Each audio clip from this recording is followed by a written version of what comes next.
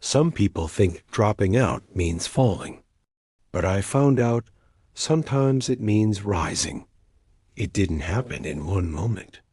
It happened in layers, like paint covering an identity that I never asked for. Every day I felt it more clearly, a quiet voice inside telling me this wasn't right. The days started to blend together, each one a little heavier than the last. I'd sit in that classroom, staring at the clock, feeling like I was watching someone else's life unfold. The sun would stream through the window, lighting up dust motes dancing in the air, and I'd wonder what it felt like to be that free. It was a slow, creeping realization, a feeling that settled deep in my bones. I was present in body, but my mind, my spirit, was already somewhere else, searching for an exit I couldn't yet see. This isn't my path. It wasn't that I couldn't learn. It's that the environment couldn't teach me. I wasn't built for the box the world tried to fit me in. I tried to make it work. I really did.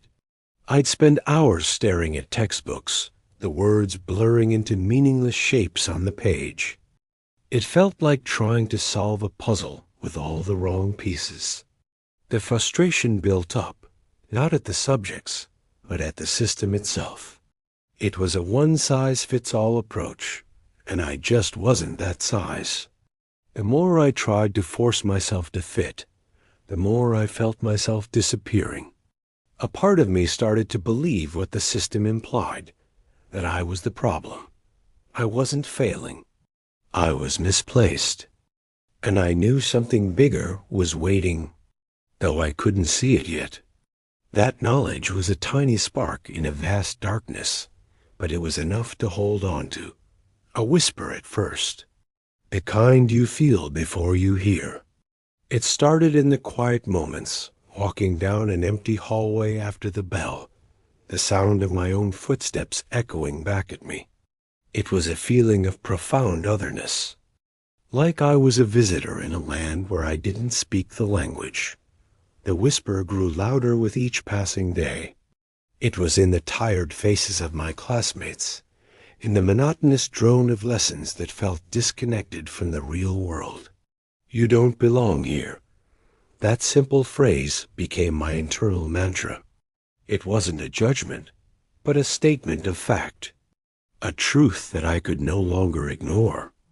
The whisper wasn't telling me I was worthless.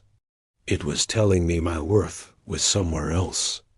It was a call to move, a pull towards an unknown future that felt more like home than the place I was in. So I walked, not because I was done learning, but because I was ready to learn differently. Making that decision was the hardest and easiest thing I've ever done. Walking out of those doors for the last time felt surreal.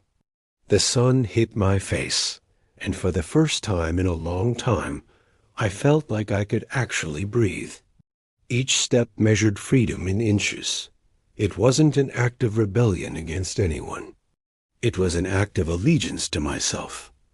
I was terrified, of course.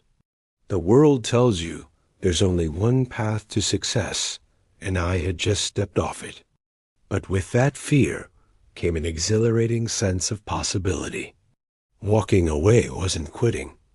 It was choosing myself. It was the moment I stopped waiting for permission to live my own life and started creating it.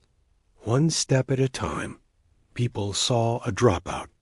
I saw a doorway, a climb out of a world that didn't recognize the architecture of my mind. A path I chose wasn't a gentle slope. It was a steep, rugged climb. Every step felt heavier and lighter at the same time, heavy with the uncertainty of the future, light with the freedom from my past. There were days I doubted everything, when the voices of criticism echoed louder than the whisper that had led me here. But then I'd look back and see the box I had left, and I knew I couldn't go back. This climb was mine. Every challenge was a lesson, every stumble a chance to learn how to stand up stronger. It was a solitary journey at first, but it was also a journey of self-discovery. I was no longer being shaped. I was shaping myself. I wasn't walking away from education. I was walking toward the education God saved just for me. My new classroom had no walls. It was the world.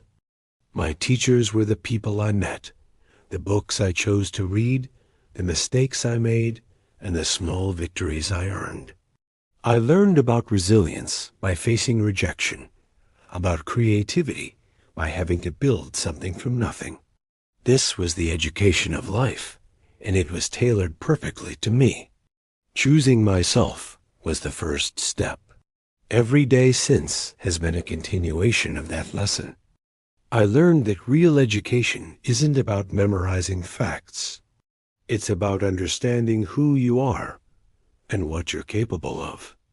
It's about finding your unique purpose and then learning everything you need to fulfill it. Not every king grows up in a castle. Some grow up in chaos, confusion, or classrooms that tried to shrink them. But kings are still kings, even before the crown. Looking back, that walk away wasn't an end. It was the true beginning of my story.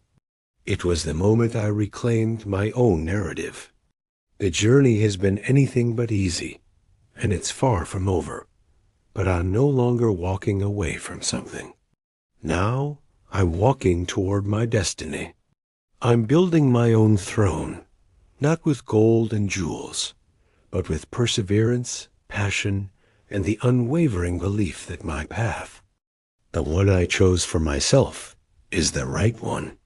The journey to the throne is a long one, and this was just one chapter. Thanks for watching. Stick around for the next part of the story. Subscribe, like, and comment for more videos like this.